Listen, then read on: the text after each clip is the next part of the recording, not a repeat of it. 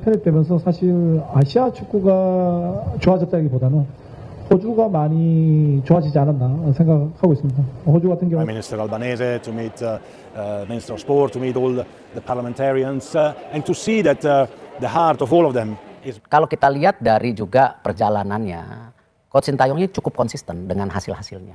Nah, dan dia tuh kalau ibarat pelatih ada ini juga, nah saya senang gitu. Yes, mantap! Dibongkar media asing ternama dunia. Tepat pagi ini, Timnas Indonesia main lagi hari Kamis. AFC terbukti curangi Indonesia.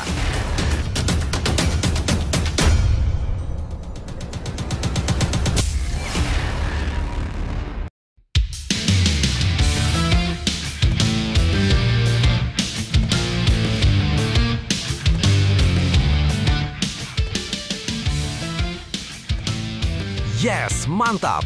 Dibongkar media asing ternama dunia. Tepat pagi ini, Timnas Indonesia main lagi hari Kamis. AFC terbukti curangi Indonesia. Seluruh pertandingan ronde 4 resmi diulang. Organisasi dunia atau FIFA temukan kecurangan fatal selama ronde 4 digelar. Skuad Garuda paling sering jadi korban.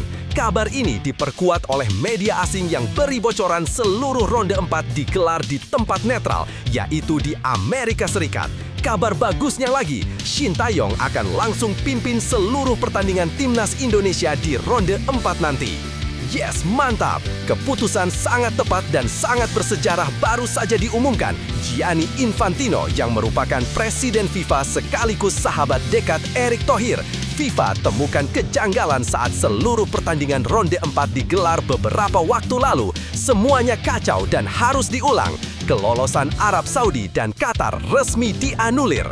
FIFA akui ada kecurangan dan merugikan Indonesia. Timnas Indonesia dinyatakan main lagi hari Kamis. Publik dibikin terkejut dan tak percaya. Harapan ke Piala Dunia muncul kembali. Apakah benar begitu? Mari kita bahas, teman-teman. Tapi Mimin minta tolong tonton video ini sampai selesai agar tidak ada kesalahpahaman yang terjadi. Dan tak bosan-bosan juga, tolong like dan share video ini ke media sosial kalian agar semua orang tahu apa yang sedang terjadi.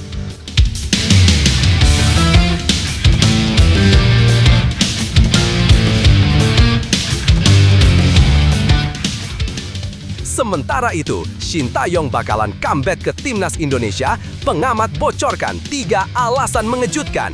Sebelumnya diberitakan, nama Sintayong kembali mencuat ke permukaan setelah PSSI resmi memecat Patrick Kluivert pada Kamis, 16 Oktober 2025. Pelatih asal Korea Selatan itu disebut-sebut berpeluang besar kembali menangani Timnas Indonesia yang sebelumnya ia besut selama periode 2020 hingga 2025 dengan sederet prestasi membanggakan, dari membawa Garuda menembus babak gugur Piala Asia untuk pertama kalinya hingga lolos ke babak ketiga kualifikasi Piala Dunia 2026 zona Asia. Kiprah Sintayong masih melekat di hati publik tanah air.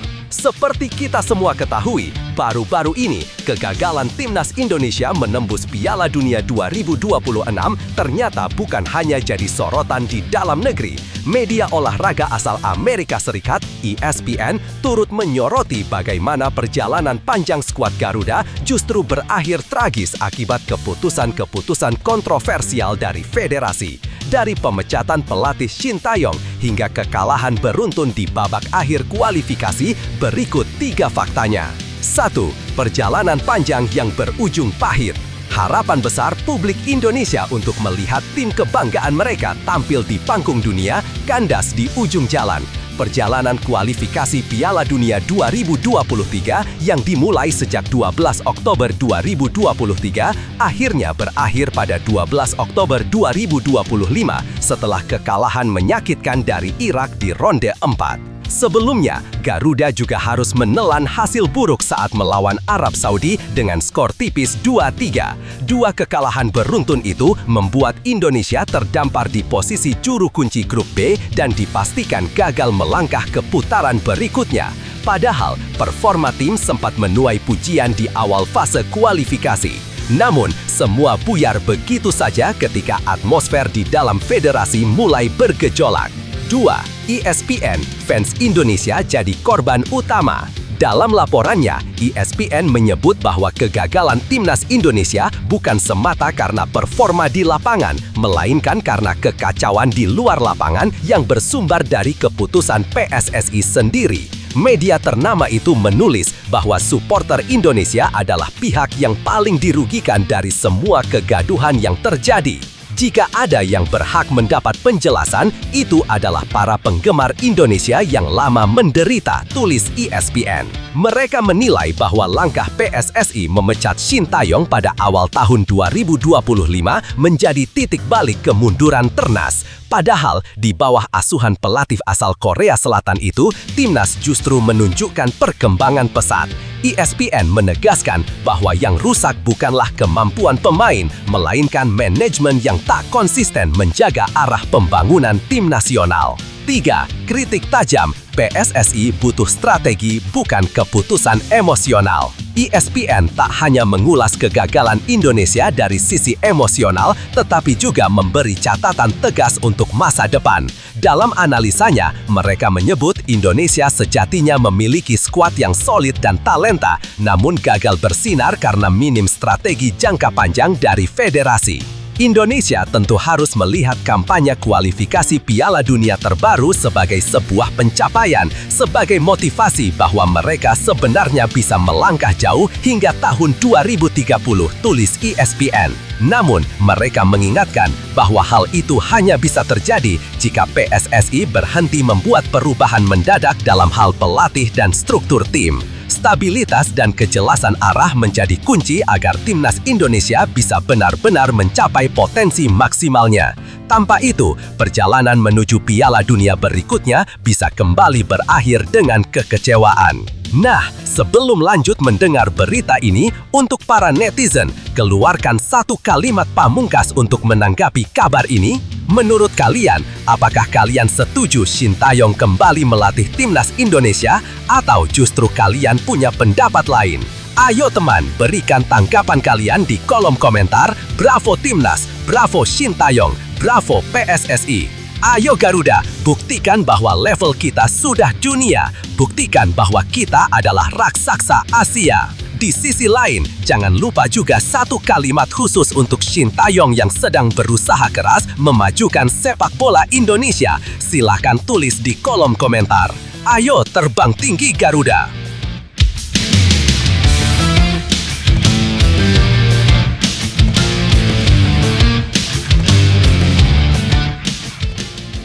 Mari kita lanjut teman-teman. Situasi ini memperlihatkan bahwa masalah sepak bola Indonesia bukan lagi soal kemampuan pemain di lapangan, melainkan soal arah dan konsistensi dalam pengelolaan tim. Ketika keputusan besar seperti pemecatan pelatih dilakukan tanpa rencana matang, dampaknya bukan hanya pada hasil pertandingan, tetapi juga pada mental pemain dan kepercayaan publik. ESPN benar ketika menyebut supporter sebagai korban utama karena mereka yang selalu setia mendukung justru harus menanggung rasa kecewa yang berulang. Lebih lanjut, jika melihat perjalanan 2 tahun terakhir, sebenarnya ada kemajuan signifikan dalam kualitas permainan dan semangat timnas. Namun, semua itu seakan hilang karena ego dan instabilitas di tubuh federasi. Ini menjadi cermin bahwa sepak bola bukan hanya soal strategi di lapangan, tetapi juga manajemen yang bijak di luar lapangan. Indonesia perlu kembali membangun dari dasar, kepercayaan, konsistensi, dan visi jangka panjang. Tidak ada jalan instan menuju sukses. Jika PSSI mau belajar dari kesalahan ini, kegagalan menuju Piala Dunia 2026 bisa menjadi batu loncatan untuk kebangkitan sejati sepak bola Indonesia. Bukan sekedar janji, tapi komitmen nyata untuk berubah.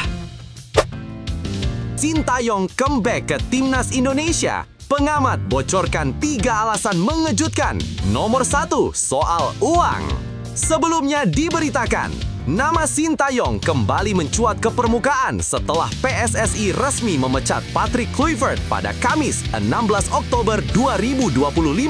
Pelatih asal Korea Selatan itu disebut-sebut berpeluang besar kembali menangani timnas Indonesia yang sebelumnya ia besut selama periode 2020 hingga 2025 dengan sederet prestasi membanggakan. Dari membawa Garuda menembus babak gugur Piala Asia untuk pertama kalinya, hingga lolos ke babak ketiga kualifikasi Piala Dunia 2026 zona Asia, kiprah Shin Tae-yong masih melekat di hati publik tanah air. Berikut ini 3 faktanya. 1. PSSI tak perlu rogoh kocek lebih dalam.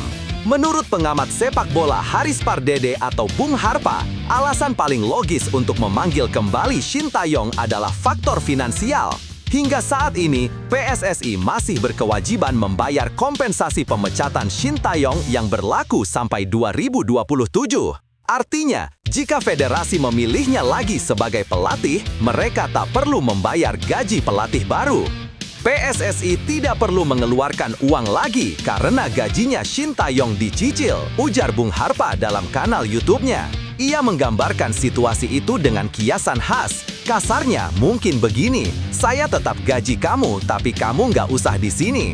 Dengan begitu, keputusan untuk mendatangkan kembali pelatih berusia 55 tahun ini justru bisa menjadi langkah efisien di tengah kondisi keuangan federasi yang harus hati-hati. Lebih lanjut, Bung Harpa menambahkan bahwa pelatih baru bukan hanya membutuhkan gaji, tapi juga signing fee yang jumlahnya tidak sedikit.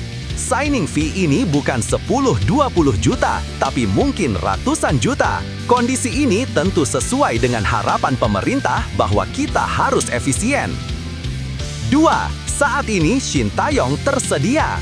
Kesempatan emas terbuka karena Shin Tae-yong kini berstatus bebas kontrak.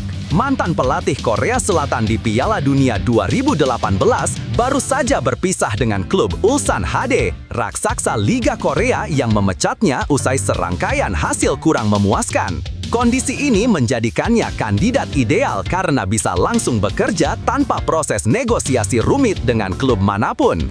Ketersediaannya juga menjadi faktor penting di tengah waktu yang mendesak bagi PSSI untuk menyiapkan skuad Garuda menghadapi laga kualifikasi berikutnya. Dengan pengalaman panjang dan pemahaman mendalam soal karakter pemain Indonesia, kehadiran Shin bisa menjadi solusi cepat tanpa drama administrasi berkepanjangan.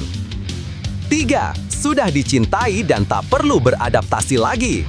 Selain faktor teknis dan finansial, Shin Tae-yong punya keunggulan lain yang tak dimiliki calon pelatih manapun. Kedekatan emosional dengan para pemain dan supporter. Mayoritas skuad timnas Indonesia yang kini bermain di level senior maupun U23 adalah pemain binaannya sendiri. Shin Tae-yong tak perlu beradaptasi lagi karena sudah mengenal pemain timnas Indonesia. Para supporter juga saya yakin mayoritas ingin Shin Tae-yong comeback, tegas Bung Harpa. Ia menyebut bahwa nama Shin menggema di berbagai tempat, mulai dari Australia, Arab Saudi, hingga Sidoarjo. Bukti bahwa kehadirannya masih dirindukan. Namun, Bung Harpa juga menyoroti 3 tantangan besar sebelum kembalinya Shin Tae-yong benar-benar terjadi. Pertama, apakah ia masih mau kembali setelah sempat dipecat dengan cara yang menyakitkan?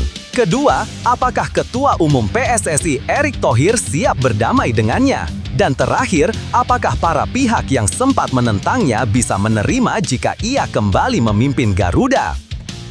Terlepas dari semua itu, publik tampaknya sepakat sosok Shin Tae-yong masih punya tempat di hati sepak bola Indonesia. Ia bukan sekedar pelatih, tapi simbol perubahan, disiplin, dan semangat juang yang sempat membuat Garuda terbang tinggi di kancah Asia. Kini, tinggal menunggu langkah PSSI. Apakah akan kembali membuka pintu bagi pelatih yang pernah menyalakan harapan seluruh negeri? Lebih lanjut, situasi kembalinya nama Shin Tae-yong ke permukaan menunjukkan betapa kuatnya pengaruh sang pelatih di dunia sepak bola Indonesia. Setelah berbagai gejolak dan hasil mengecewakan di era Patrick Kluivert, publik tampak merindukan figur yang bukan hanya tegas, tapi juga mampu membangun karakter tim nasional dari nol. Dukungan besar dari supporter menjadi sinyal jelas bahwa kehadiran Shin bukan sekedar tentang taktik, melainkan soal kepercayaan dan rasa kebanggaan yang sempat hilang. Namun, di balik euforia tersebut, ada realitas yang perlu dihadapi dengan bijak. Rekonsiliasi antara PSSI dan Shin Tae-yong tentu tak akan semudah membalikan telapak tangan. Luka masa lalu, ego, dan politik sepak bola masih menjadi faktor penentu arah keputusan. Meski begitu, jika kedua pihak mampu menurunkan tensi dan memprioritaskan kepentingan bangsa, bukan tidak mungkin Indonesia bisa kembali menemukan stabilitas dan semangat juang yang selama ini mereka rindukan. Shin Tae-yong telah membuktikan kapasitasnya, dan kini bola ada di tangan PSSI. Apakah mereka siap menutup masa lalu dan membuka lembaran baru demi masa depan sepak bola Indonesia yang lebih baik?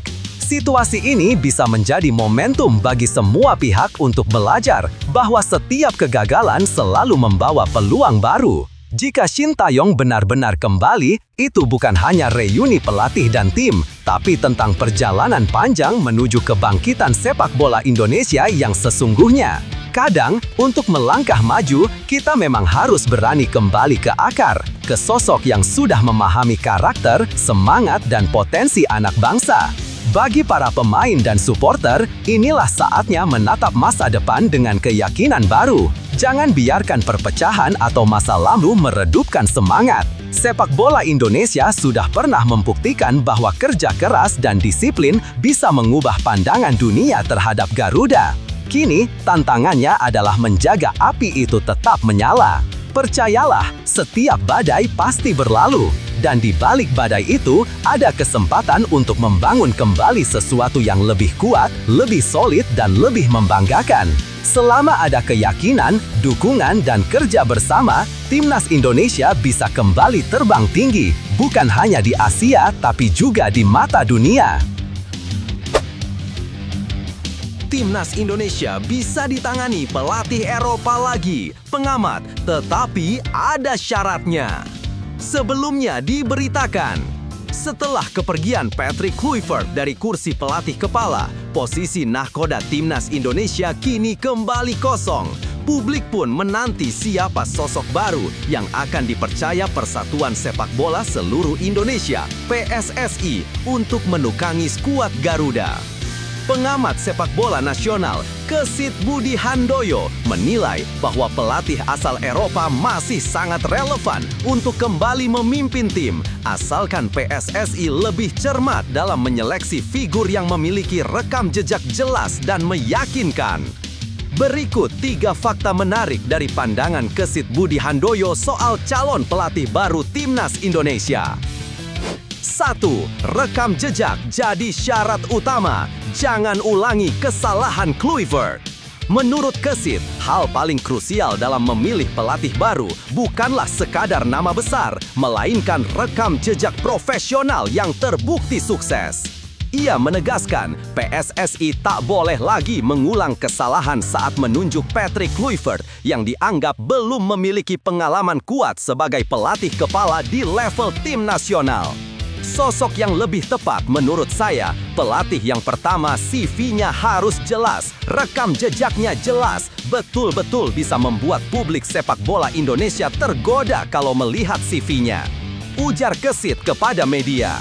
Ia menambahkan, pelatih yang datang nanti sebaiknya sudah berpengalaman menangani timnas nasional atau klub besar agar bisa menumbuhkan kepercayaan publik sejak awal.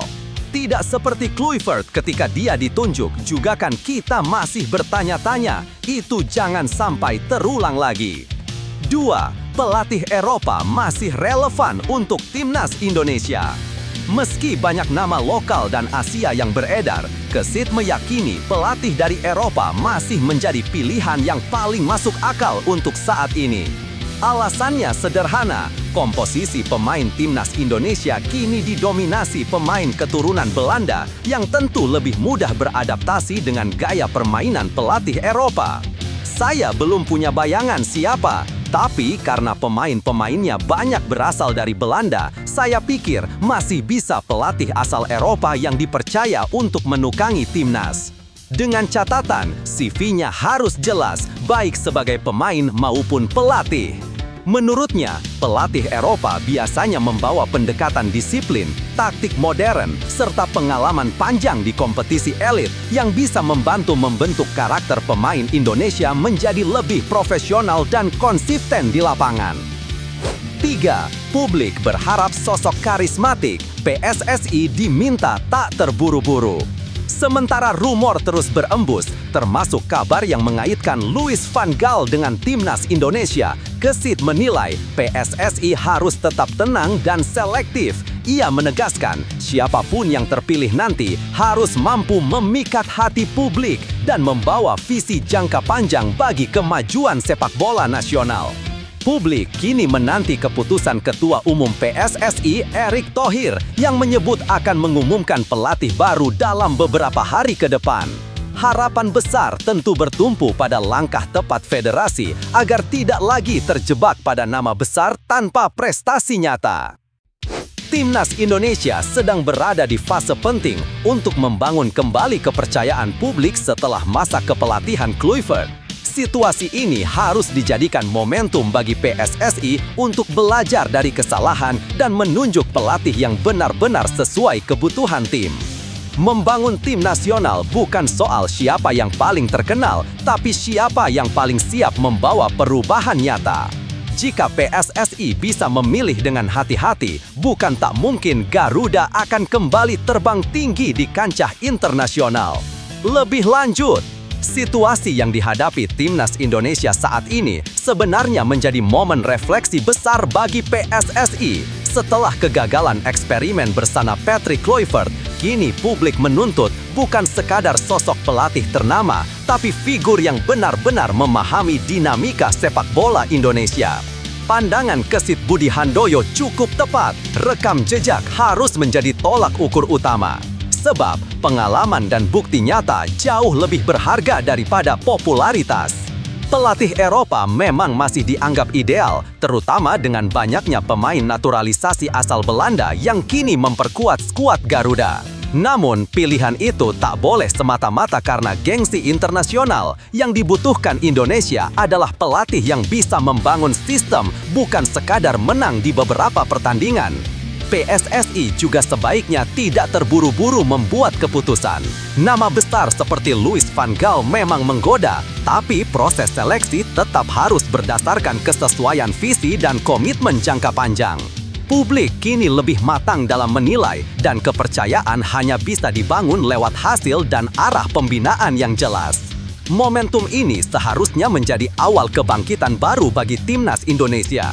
Jika kali ini PSSI mampu mengambil keputusan dengan kepala dingin dan perencanaan matang, bukan tak mungkin Garuda akan terbang lebih tinggi dan disegani di level Asia. Perjalanan timnas Indonesia memang tidak pernah mudah, tapi setiap kegagalan selalu membawa pelajaran berharga. Saat satu pintu tertutup, selalu ada kesempatan baru untuk bangkit dengan cara yang lebih bijak dan kuat. Kini, saat kursi pelatih kosong, bukan berarti harapan hilang. Justru inilah waktu terbaik untuk memulai lembaran baru dengan keyakinan dan semangat yang lebih besar.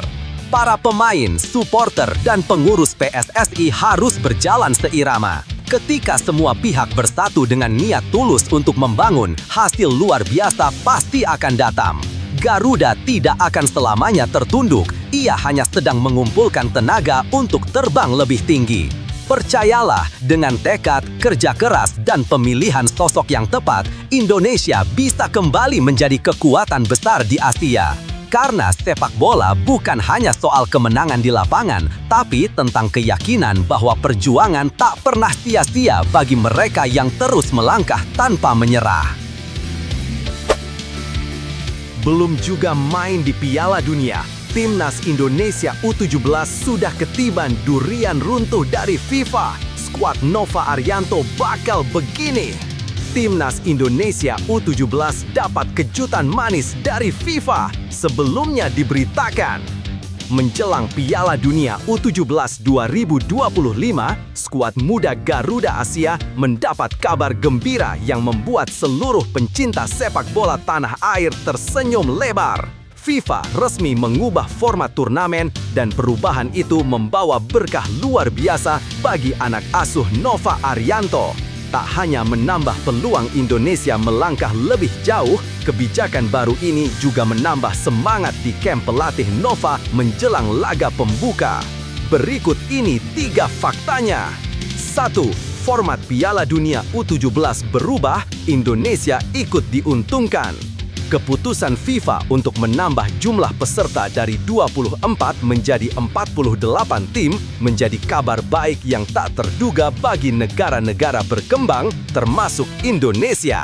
Perubahan ini membuat peluang Garuda Asia untuk tampil kompetitif semakin besar. Selain jumlah peserta yang meningkat, FIFA juga menambah kuota tim peringkat ketiga terbaik yang lolos ke babak 16 besar. Kini, 8 tim dengan poin terbaik di posisi ketiga berhak melaju ke fase gugur. Artinya, satu kemenangan di fase grup bisa menjadi tiket emas bagi Indonesia untuk melangkah lebih jauh. Nova Arianto menyambut aturan ini dengan penuh optimisme. Ia menyadari bahwa perubahan format bukan sekedar keberuntungan, tetapi juga motivasi untuk bekerja lebih keras. Dengan aturan baru ini, Indonesia tidak lagi sekedar peserta pelengkap, melainkan punya peluang nyata menulis sejarah baru di ajang dunia. 2. Tiket Piala Dunia diperoleh lewat perjuangan, bukan gratis. Berbeda dengan edisi 2023, saat Indonesia tampil karena status tuan rumah, kali ini tiket ke Piala Dunia U17 diraih lewat perjuangan berat di lapangan. Skuad Garuda Asia tampil gemilang di Piala Asia U17 2025 di Arab Saudi, menembus perempat final dan otomatis mengamankan tiket ke putaran final Piala Dunia. Capaian itu menjadi sejarah tersendiri karena untuk pertama kalinya tim muda Indonesia melaju ke ajang dunia melalui jalur kualifikasi resmi. Perjalanan ini menumbuhkan rasa bangga tersendiri di kalangan pemain dan pelatih. Mereka tahu kesempatan ini diraih bukan karena undangan atau status tuan rumah, melainkan hasil kerja keras dan determinasi di lapangan hijau. 3. Nova Arianto fokus bangun tim yang solid dan tanpa tekanan. Pelatih Nova Arianto memilih untuk menatap turnamen ini dengan kepala dingin dan hati penuh semangat. Ia menegaskan tidak ingin menumpuk beban di pundak para pemain muda. Kalau target secara pribadi, ya saya berharap kita bisa lolos ke babak selanjutnya, lolos dari grup, tapi saya tidak mau memberikan beban kepada pemain, ujar Nova Arianto pada Rabu 15 Oktober 2025. Ia menambahkan bahwa yang terpenting adalah para pemain bisa menikmati momen berharga ini tanpa tekanan berlebihan. Nova ingin skuadnya bermain lepas dan menikmati setiap pertandingan sebagai pengalaman tak ternilai di level dunia. Timnas Indonesia U17 dijadwalkan membuka perjalanan mereka melawan Zambia pada 4 November, disusul laga berat melawan Brasil dan ditutup dengan partai penentuan kontra Honduras. Lebih lanjut, situasi ini menjadi bukti bahwa kerja keras selalu menemukan jalannya. Di tengah keterbatasan dan tekanan, Timnas Indonesia U17 justru mendapat durian runtuh dari FIFA yang bisa menjadi pintu sejarah baru.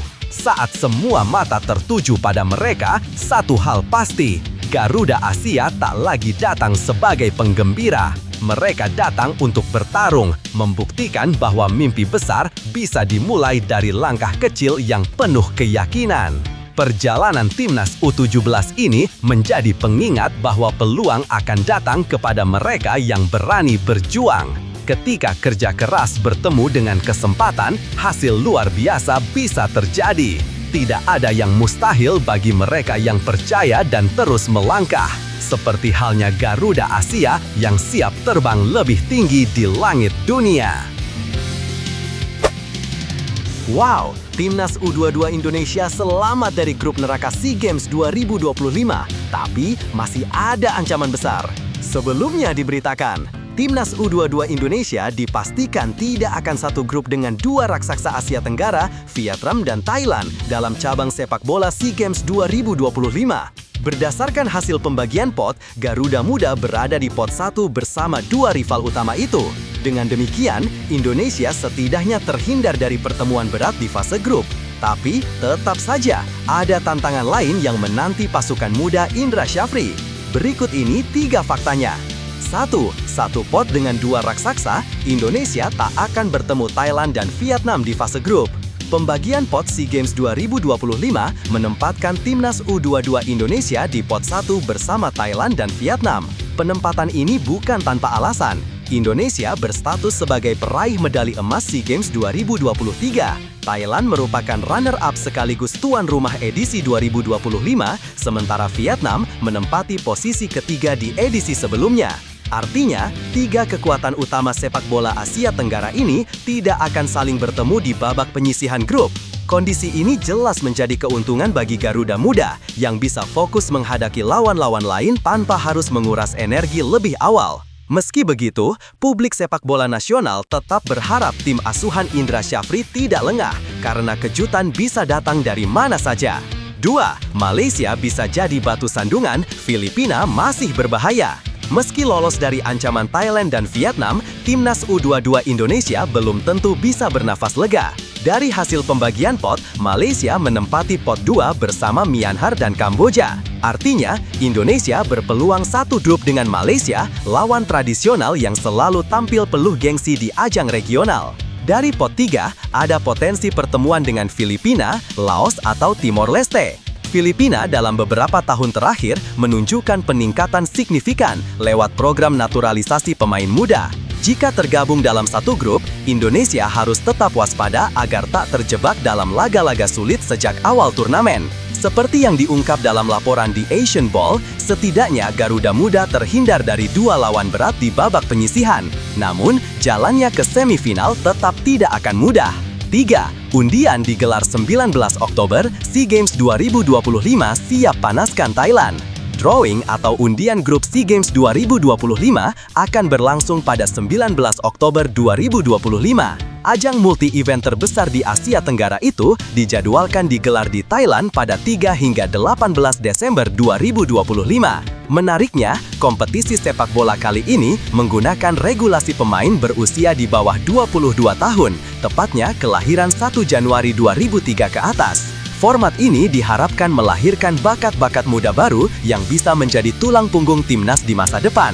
Indonesia di bawah komando Indra Syafri berambisi mempertahankan medali emas, sekaligus menunjukkan bahwa kemenangan 2 tahun lalu bukanlah kebetulan. Dengan persiapan matang dan kepercayaan tinggi, Garuda Muda diyakini mampu menantang siapapun yang ada di depan mereka. Apapun hasil undiannya nanti, satu hal yang pasti, timnas U22 Indonesia akan datang ke Thailand bukan sekedar untuk bertanding, tetapi untuk mempertahankan harga diri bangsa. Saat semangat juang sudah menyala, tak ada yang mustahil bagi Garuda Muda. Lebih lanjut, situasi ini bisa dibilang cukup menguntungkan bagi timnas U22 Indonesia. Terhindar dari Vietnam dan Thailand di fase grup adalah start yang positif. Apalagi, 2 tim tersebut selama ini dikenal sebagai lawan paling berat di kawasan Asia Tenggara. Namun, bukan berarti jalan menuju medali emas akan mudah. Tim-tim seperti Malaysia atau Myanmar kerap tampil mengejutkan, bahkan bisa jadi pengganjal di tengah euforia awal. Selain itu, faktor non-teknis seperti adaptasi cuaca, kondisi lapangan, hingga tekanan bermain di negeri orang bisa jadi ujian tersendiri. Indra Syafri tentu memahami bahwa keberhasilan mempertahankan gelar bukan hanya soal kemampuan taktik, tapi juga mentalitas dan konsistensi seluruh pemain. Momentum ini juga menjadi ajang pembuktian bahwa regenerasi di timnas berjalan baik. Bila Garuda Muda mampu menunjukkan karakter permainan yang solid dan percaya diri, bukan tak mungkin mereka kembali mengulang kisah indah SEA Games 2023. Kuncinya adalah kerjasama, fokus, dan menjaga rasa lapar akan kemenangan di setiap laga. Setiap langkah menuju kejayaan selalu dimulai dari keyakinan. Timnas U22 Indonesia sudah membuktikan bahwa mereka bisa menjadi yang terbaik di Asia Tenggara. Dan kini saatnya membuktikan bahwa prestasi itu bukan sekedar kebetulan, melainkan hasil kerja keras dan semangat pantang menyerah. Jangan pernah takut pada nama besar lawan, karena sejarah mencatat tim yang paling berani justru yang menciptakan keajaiban. Naga Garuda harus turun ke lapangan dengan kepala tegak, membawa semangat juang dan kebanggaan bangsa di dada. Percayalah, setiap tetes keringat dalam latihan, setiap strategi yang disusun pelatih, dan setiap dukungan dari jutaan rakyat Indonesia akan jadi bahan bakar untuk terbang lebih tinggi. Jadikan SEA Games 2025 bukan sekedar kompetisi, tapi panggung pembuktian bahwa masa depan sepak bola Indonesia benar-benar cerah. saat Garuda mengepakkan sayapnya, langit Asia Tenggara akan kembali merah putih.